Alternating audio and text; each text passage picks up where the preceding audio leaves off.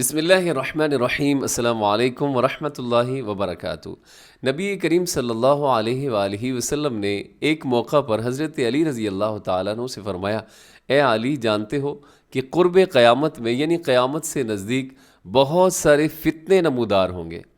تو حضرت علی رضی اللہ تعالیٰ عنہ نے عرض کی، یا رسول اللہ،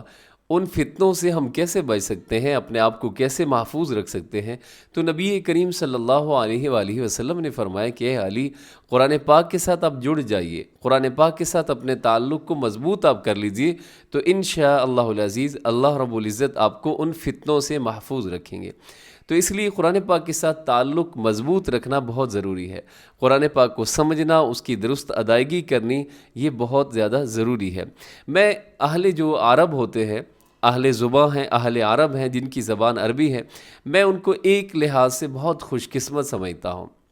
اور اس لیے نہیں کہ ان کے پاس مال ہوتا ہے، اس لیے نہیں کہ ان کے پاس گاڑیاں ہیں، بلکہ اس لیے میں ان کو خوش قسمت سمجھتا ہوں کیونکہ جب اللہ کا قرآن پڑھا جا رہا ہوتا ہے تو ان کا بچہ قرآن پاک کے الفاظ کو، اس کے مفہوم کو سمجھ رہا ہوتا ہے، تو اس لحاظ سے وہ بہت زیادہ خوش قسمت لوگ ہوتے ہیں۔ اب ہمارے ہاں کیا مسئلہ ہے کہ ہم میں سے 98% لوگ ایسے ہیں جو قرآن پاک کے الفاظ کے معانی سے واقف نہیں ہوتے، انہیں علم نہیں ہوتا کہ قرآن پاک میں کیا کہا جا رہا ہے، اللہ رب العزت ہمیں کون سا میسیج دے رہے ہیں، کون سا پیغام دے رہے ہیں، کون سی بشارتیں ہیں، کون سی وعیدیں سنائی جا رہی ہوتی ہیں۔ اس لیے میں نے اکثر دیکھا ہے کہ جب قرآن پاک کی محافل ہوتی ہیں، جب تلاوتیں ہو رہی ہوتی ہیں، تو وہاں پر بھلے عذاب کی آیات پڑھی جا رہی ہوتی ہیں، لیکن اس کے باوجود لوگ قرآن پاک کی طرف متوجہ نہیں ہوتے، بلکہ اپنے ہنسی مذاق میں، اپنے اس ماحول میں ہی مست رہتے ہیں، قرآن پاک ان پر اثر نہیں کرتا۔ اس لیے ضروری ہے کہ ہم قرآن پاک کو، اس کی جو معنی ہے، اس کی جو مفہوم ہے، اس کا جو مطلب ہے، اس کو ہم سمجھیں۔ اب ایک تو 98% طبقہ وہ ہے جو قرآن پاک کے الفاظ کی معنی نہیں سمجھتا۔ اب اس پر ظلم ہم لوگ یہ کرتے ہیں کہ ہم میں سے تقریباً 80% لوگ ایسے ہیں جو قرآن پاک کے الفاظ کی ادائیگی بھی درست نہیں کرتے، یعنی قرآن پاک کے اندر ایسی غلطیاں کر رہے ہوتے ہیں کہ جس سے معانی کے اندر بگاڑ آ جاتا ہے، معانی تبدیل ہو جاتے ہیں۔ تو اس لیے ضروری ہے کہ ہم قرآن پاک کے ساتھ اپنے تعلق کو مضبوط کریں۔ قرآن مجید کے اندر اللہ رب العزت فرماتے ہیں کہ وَرَتِّلِ الْقُرْآنَ تَرْتِيلًا، کہ اے میرے پاک پیغمبر محمد الرسول اللہ صلی اللہ علیہ وآلہ وسلم، اب قرآن مجید کی تلاوت ایسے کیجئے، ٹھہر کر قرآن پاک کو پڑھیے۔ حضرت علی رضی اللہ تعالی عنہ نے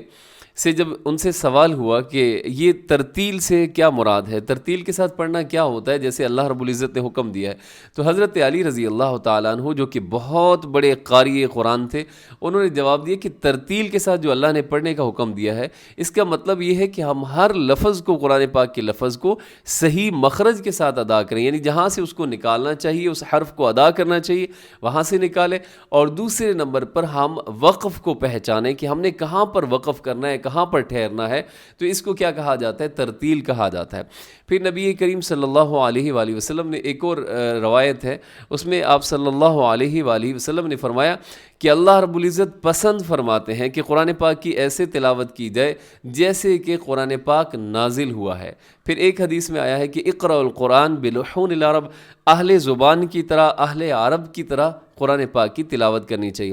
یہ بالکل بعین ہی اہل زبان کی طرح پڑھنا تو تھوڑا سا مشکل ہو جاتا ہے، اس پہ محنت زیادہ درکار ہوتی ہے، لیکن کم سے کم ہم اتنی محنت تو کریں کہ ہم ان سے تھوڑا بہت جو ہے مشابہت بن جائے، کچھ نہ کچھ ان کی طرح پڑھنے لگ جائیں۔ تو اس کے لیے آپ نے ایک تو یہ ارادہ کرنا ہے کہ آپ نے قرآن پاک کے ساتھ اپنے تعلق کو مضبوط کرنا ہے، اور آج سے ہی یہ کوشش کرنی ہے کہ قرآن پاک کے جتنے بھی الفاظ کی آپ ادائیگی کریں، بھلے ایک سورت پڑھیں، 2 سورتیں پڑھیں، ایک آیات پڑھیں، اس کو درست تجوید کے ساتھ اور بہتر مخارج کے ساتھ پڑھنے کی پوری کوشش کریں گے۔ اب یہ جو تجوید کا علم ہے نا، تجوید کا علم یاد رکھیے کوئی مشکل نہیں ہے، بہت آسان ہے، بہت ہی آسان ہے۔ اب ہمیں مشکل اس لیے لگتا ہے کہ ہم اس طرف ہماری توجہ نہیں ہوتی۔ اب قرآن پاک کے الفاظ کی ادائیگی میں ہم لوگ جو عام طور پہ غلطیاں کر رہے ہوتے ہیں، وہ اس لیے نہیں کر رہے ہوتے کہ ان کی درستگی جو ہے وہ کوئی ناممکن چیز ہے، بلکہ وہ ہم اس لیے غلطیاں کر رہے ہوتے ہیں کیونکہ ہم نے کوشش ہی نہیں کی، اور ہم لا علمی کی وجہ سے وہ مسٹیک کر رہے ہوتے ہیں۔ حالانکہ تھوڑی سی اگر ہم کوشش کریں تو ہماری تقریباً 30% یا 40% ہماری جو مسٹیک ہیں وہ ٹھیک ہو سکتی ہیں۔ اور اس کے ساتھ ہم جو حروف کے مخارج ہیں اس پر تھوڑی سی محنت کریں، ایک حرکات پر اور دوسرا حروف کے مخارج پر محنت کریں۔ اب ٹوٹل حروف ہیں 29، عربک جو لیٹرز ہیں وہ ہیں 29۔ اب ان میں سے صرف 8 سے 10 حروف ایسے ہیں جن کی جو پروناؤنسیشن ہے، جن کی ادائیگی جو ہے وہ مشکل ہوتی ہے۔ یہ وہ حروف ہوتے ہیں جن کی ساؤنڈز آپس میں ملتی جلتی ہیں، جیسے ح اور ہا، جیسے حمزہ اور عین، جیسے ثا اور سین۔ اب ہم نے کیا کرنا ہے کہ صرف ان 8 سے 10 حروف پر اگر ہم محنت کر لیں، 15 سے 20 دن ہم لگا کر ان حروف کے درمیان جو ڈفرنس ہوتا ہے آپس میں وہ کرنا ہم سیکھ جائیں تو ہماری بہت ساری غلطیاں جو ہیں وہ ہم ٹھیک کر سکتے ہیں۔ میں دعا کرتا ہوں کہ اللہ کریم ہمیں توفیق عطا فرمائے کہ ہم قرآن پاک کے ساتھ اپنے تعلق کو اور مضبوط کریں اور زیادہ سے زیادہ وقت ہم اللہ کے قرآن کی تلاوت کرتے ہوئے صرف کریں۔ تو آخر میں یہ ہے کہ ہم انشاءاللہ تجوید کا ایک کورس ہم وہ سٹارٹ کر رہے ہیں اور انشاءاللہ ترتیب کے ساتھ شروع کریں گے۔ بالکل میری خواہش ہوگی اور کوشش یہ ہوگی کہ بالکل جو تجوید کی جو بیسک چیزیں ہیں وہ ہم بیان کریں، ان کو سیکھیں، اور انشاءاللہ العزیز ہم وقتاً فوقتاً اس کی ویڈیوز جو ہیں وہ بھی اپلوڈ کرتے رہیں گے، اور انشاءاللہ العزیز اگر آپ ریگولر ان ویڈیوز کو دیکھتے رہیں گے تو آپ کو تجوید کی بہت حد تک انشاءاللہ العزیز سمجھ آ جائے گی۔ تو آخر میں دعا کرتا ہوں اللہ کریم آپ کو ہمیشہ سلامت رکھے، خوش رکھے، اور جہاں بھی رہیں آپ اللہ رب العزت آپ کو عافیت کے ساتھ رکھے۔ آپ دعاؤں میں ضرور یاد رکھا کریں۔ السلام علیکم ورحمۃ اللہ وبرکاتہ۔